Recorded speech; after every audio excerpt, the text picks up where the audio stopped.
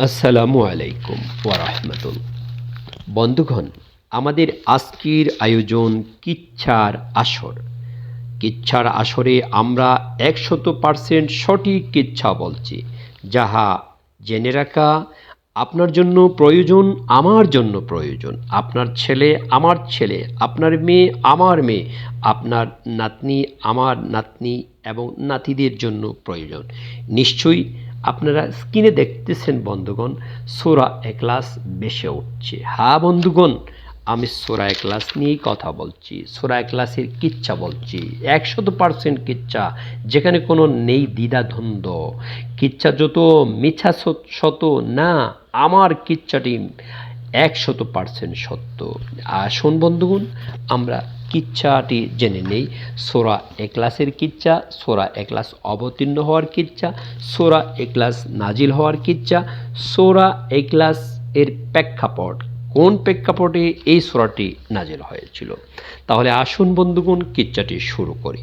কিচ্ছাটি হলো এই: মক্কার কুরাইশগণ, মক্কার মুশরিকগণ যখন নবী করিম সাল্লাল্লাহু আলাইহি ওয়াসাল্লামকে শত নির্যাতন, নিষ্পেষণ এবং অসংখ্য মুসলিমদের ঘর বাড়ি দখল, জায়গা জমি দখল এবং হত্যা করে এক এবং একক রবের দাওয়াত থেকে কি করতে পারল না, প্রতিহত করতে পারল না, দাওয়াত দেওয়া থেকে বিরত রাখতে পারল না, তখন তারা একটি নতুন বুদ্ধি আবিষ্কার করল।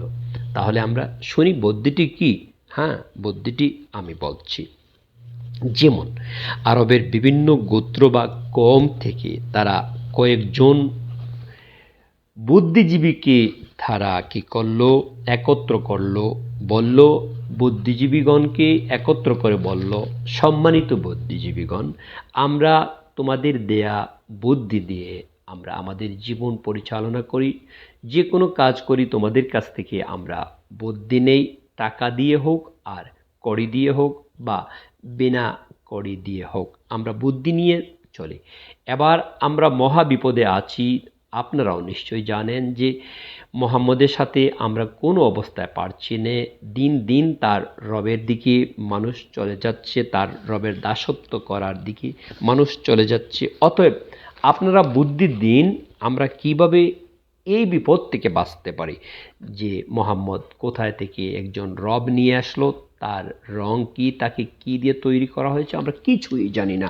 অতএব আমরা তো যে রবকে, সেই রবের আমরা ইবাদত করি, যে রবকে আমরা নিজের হাত দিয়ে তৈরি করি, তাকে কি আমরা ৩৬০টি দেব আমাদের রয়েছে, আমাদের রব রয়েছে, আমরা যাকে অতি যত্নে কাবাঘরে রেখেছি, সেই সব রবের আমরা ইবাদত করি। অতএব আমরা এখন যে একজন, সব রবকে বাদ দিয়ে যে একজন মাত্র রবকে ইলাহ হিসাবে, রব হিসাবে, আল্লাহ হিসাবে গ্রহণ করে নিব, সেটা তো হতে পারে না। অতএব আমরা কি করতে পারি? বুদ্ধিজীবীগণ মাথায় একটু ঝাঁকুনি দিল, অনেকে তার মাথার মধ্যে হাত বোলাতে লাগলো। অনেকের মাথায় চুল নেই, আর দুই একজনের চুল আছে একেবারে নিম্নাংশে। তারা কি করলো, যে বলল, হ্যাঁ কথাটি তো সত্য, আমরাও পারছি না তার সাথে। অতএব আমরা এমন একটি বুদ্ধি আবিষ্কার করতে হবে, যে বুদ্ধির কারণে সে কি করবে, একেবারে নেস্তে নাবুদ হয়ে যাবে। তো বুদ্ধিজীবীরা এখন তাদের বুদ্ধি দিতে শুরু করলো। বলল যে আমরা এই বুদ্ধি দিচ্ছি, যে এই বুদ্ধি দিয়ে যদি, এই বুদ্ধিভিত্তিক কাজ দিয়ে যদি আমরা অগ্রসর হই, তাহলে মোহাম্মদকে আমরা নিশ্চয়ই কী করতে পারবো, প্রতিহত করতে পারবো, মোহাম্মদকে লজ্জায় ফেলতে পারবো, এবং মোহাম্মদ চিরতরে এই নতুন রবের দাওয়াত দেওয়া থেকে বন্ধ হতে বাধ্য হবে। বন্ধুগণ, তারা ১০১টি বুদ্ধিভিত্তিক প্রশ্ন তৈরি করলো, যেগুলো নবী করিম সাল্লাল্লাহু আলাইহি সাল্লামের কাছে এসে তারা করবে। যে তোমার রব সম্পর্কে, তুমি যে রব সম্পর্কে বলছো, সেই রব সম্পর্কে আমাদের এই প্রশ্ন, অতএব উত্তর দাও। ১০১টি প্রশ্ন তারা তৈরি করলো।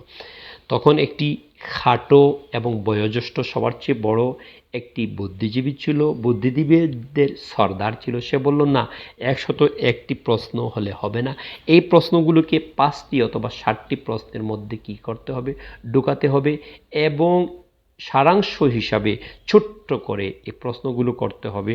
যে মোহাম্মদকে আটকাতে হলে প্রশ্নগুলো অনেক ছোট থাকবে, কিন্তু ভাবার্থ থাকবে অনেক অনেক বড়। সেভাবে প্রশ্ন করতে হবে।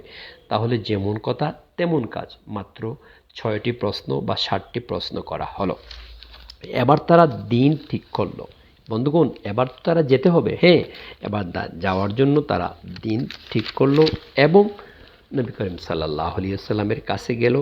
101 কি ছিল, তারা প্রতিনিধি ছিল সেখানে। তারা ছোট্ট করে মাত্র 7 জন অথবা 10 জন প্রতিনিধি গেল।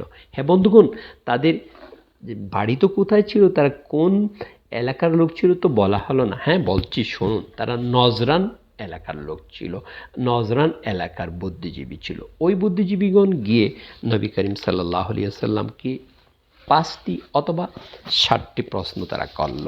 এইভাবে আসুন আমরা প্রশ্নগুলো জেনে নেই। কি প্রশ্ন করেছিল এই বুদ্ধিজীবীর দল? এই বুদ্ধিজীবীর দল যে প্রশ্নগুলো করেছিল তাহা হযরত আনাস রাদিয়াল্লাহু তাআলা আনহুর একটি হাদিস থেকে আমরা জানতে পারি। যেমন খায়বারের কয়েকজন ইহুদি বুদ্ধিজীবী নবী করিম সাল্লাল্লাহু আলাইহি ওয়াসাল্লামের নিকট এসে বলল, হে আবুল কাসেম।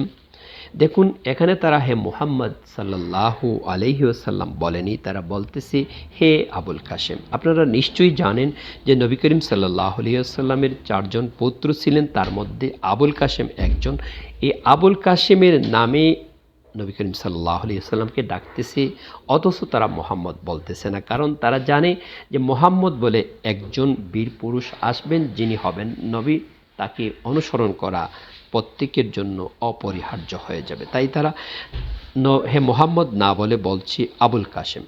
তো প্রশ্ন হলো এই, হে আবুল কাসেম, আল্লাহ তাআলা ফেরেশতাদেরকে নূরের পর্দা থেকে সৃষ্টি করেছেন। অতএব বলুন, আপনি যে রব সম্পর্কে আমাদেরকে দাওয়াত দিচ্ছেন, আপনার রবকে আল্লাহ তাআলা কি দিয়ে তৈরি করেছেন? দেখুন প্রশ্ন নাম্বার 2। আদমকে পচা গলা মাটির পিণ্ড থেকে সৃষ্টি করা হয়েছে। এখন বলুন, আপনি যে রবের দাওয়াত দিচ্ছেন সে রবকে কি দিয়ে তৈরি করা হচ্ছে? প্রশ্ন নাম্বার 3। ইবলিসকে আগুনের শিখা থেকে তৈরি করা হয়েছে। অতএব বলুন, আপনার রবকে আল্লাহ তাআলা কি দিয়ে তৈরি করেছেন? প্রশ্ন নাম্বার 4। আসমানকে ধোঁয়া থেকে তৈরি করা হয়েছে এবং এখন বলুন, আপনার রবকে কি দিয়ে তৈরি করা হয়েছে? প্রশ্ন নাম্বার 5। পৃথিবীকে পানির ফেনা থেকে তৈরি করা হয়েছে। অতএব বলুন, আপনার রবকে, আপনার ইলাহকে কি দিয়ে তৈরি করা হয়েছে? এইভাবে যখন তারা প্রশ্ন ছুড়ে ফেলল নবী করিম সাল্লাল্লাহু আলাইহি ওয়াসাল্লামের উদ্দেশ্যে, তখন নবী করিম সাল্লাল্লাহু আলাইহি ওয়াসাল্লাম কোনো জবাব দেননি। নবী করিম সাল্লাল্লাহু আলাইহি ওয়াসাল্লাম প্রায় আশ্চর্য হয়ে গিয়েছেন। নবী করিম সাল্লাল্লাহু আলাইহি ওয়াসাল্লাম আকাশের দিকে একবার তাকাচ্ছেন আর আল্লাহর দিকে মন রুজু করে নিশ্চুপ হয়ে বসে রয়েছেন। তাৎক্ষণিক নবী করিম সাল্লাল্লাহু আলাইহি ওয়াসাল্লাম শুনতে পেলেন সালাম, আসসালামু আলাইকুম ওয়া রাহমাতুল্লাহ। নবী করিম সাল্লাল্লাহু আলাইহি ওয়াসাল্লাম সালামের উত্তর দিলেন।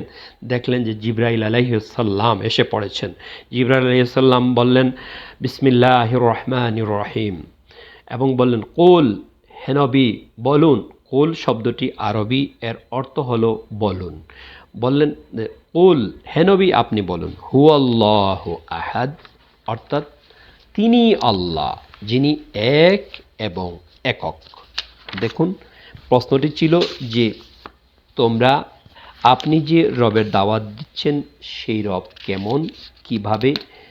তাৎক্ষণিক জিবরাইল আলাইহিস সালাম এসে বললেন যে, হে মুহাম্মদ সাল্লাল্লাহু আলাইহি ওয়াসাল্লাম আপনি বলুন, হে মুহাম্মদ সাল্লাল্লাহু আলাইহি ওয়াসাল্লাম আপনি তাদেরকে বলুন, তোমরা আমাকে যে প্রশ্ন করেছ, আমার যে রবের সাথে তোমরা পরিচিত হতে চাও, তিনি আর কেউ নন, তিনি হচ্ছেন আল্লাহ। এই প্রশ্নকারীর প্রশ্নের প্রথম জবাব হচ্ছে এটি। এর অর্থ হচ্ছে, তোমাদের সামনে আমি কোনো নতুন রব নিয়ে আসিনি। অন্য সব মাবুদদের ত্যাগ করে কোনো নতুন মাবুদের ইবাদত করতে আমি তোমাদের বলিনি, বরং আল্লাহ নামে যে সত্তার সাথে তোমরা আগে থেকেই পরিচিত ছিলে সেই আল্লাহকে রব হিসাবে মানার জন্য আমি তোমাদেরকে বলছি। বন্ধুগণ, আরবদের জন্য আল্লাহ শব্দটি কোনো নতুন শব্দ ছিল না বা অপরিচিত শব্দ ছিল না। তারা প্রাচীন কাল থেকে বিশ্বজাহানের স্রষ্টা এবং রব হিসাবে আল্লাহকে জানত এবং মানত। এই কথাটি আপনারা এইভাবে জানতে পারবেন, যেমন কাবাগরের 360টি দেবতা ছিল, মূর্তি ছিল, কিন্তু আব্রাহার যখন কাবাগরকে আক্রমণ করতে এসেছিল, ভাঙতে এসেছিল, তখন আব্রাহার এই ভাঙ্গা থেকে প্রতিহত করার জন্য কোনো ব্যবস্থা যখন তাদের কাছে ছিল না, তারা তাদের উট, ছাগল, বেড়া, দুম্বা সব কিছু নিয়ে অন্যত্র চলে গিয়েছিল এবং কাবার যে তত্ত্বাবধায়ক ছিলেন তিনি কাবার গিলাফের সামনে এসে গিলাফে ধরে বলেছিলেন যে, হে কাবার মালিক, তুমি তোমার কাবাকে রক্ষা করো, আমি আমার উট, ছাগল, বকরি, বেড়া, আমার বাচ্চা টাচ্চা, আমার ছেলে ফেলে যা ছিল সবাইকে নিয়ে গেলাম, তুমি তোমার ঘরকে রক্ষা করো। বন্ধুগণ, এ সময় কিন্তু এই কাবাগরের 360টি দেবতা কাবাগরের ভিতরে ছিল। অতএব তারা 360টি দেবতার কোনো উসিলা নেয়নি এ বিপদের কালে, এ সংকটকালে। তারা 360টি দেবতার কোনো সাহায্য তারা চায়নি, তারা একমাত্র আল্লাহর সাহায্য চাচ্ছে। তাহলে বোঝা গেল যে তারা আগে থেকেই আল্লাহকে জানত। তখন আল্লাহ তাআলা এই বৈজ্ঞানিকভাবে তাদেরকে বললেন যে, কুল হু আল্লাহ আহাদ, হে নবী আপনি বলে দিন যে আমি কোনো নতুন রবের দাওয়াত তোমাদের দিকে দিচ্ছি না। তোমরা যে রবের সাথে পরিচিত হতে চাচ্ছ তিনি আর কেউ নন, তিনি আল্লাহ। তিনি কোনো নতুন রব না, তাকে আল্লাহুস সামাদ, তিনি কারো মুখাপেক্ষী নন যে তাকে তোমরা তৈরি করতে হয়। এবং লাম ইয়ালিদ ওয়া লাম ইউলাদ, তিনি কারো থেকে জন্ম নেননি এবং কাহাকে তিনি জন্ম দেননি। অর্থাৎ তিনি কারো মুখাপেক্ষী নন, তাকে তৈরি করতে হয়, তাকে সোনা দিয়ে তৈরি করতে হয়, রূপা দিয়ে তৈরি করতে হয়, মাটি দিয়ে তৈরি করতে হয়, এমন কিছু তার লাগেনি, কারণ তিনি আল্লাহ, তিনি আগে থেকে আছেন আর আদিতেও থাকবেন। ওয়ালাম ইয়াকুল্লাহু কুফুয়ান আহাদ, তার সমতুল্য কেউ ছিল না, নেই এবং থাকবে ও না। তোমরা যাকে আল্লাহ বলে আগে থেকেই জানো, সেই আল্লাহকে রব হিসাবে মানার জন্য, রব হিসাবে গ্রহণ করার জন্য আমি তোমাদেরকে দাওয়াত দিচ্ছি, যিনি এক এবং একক।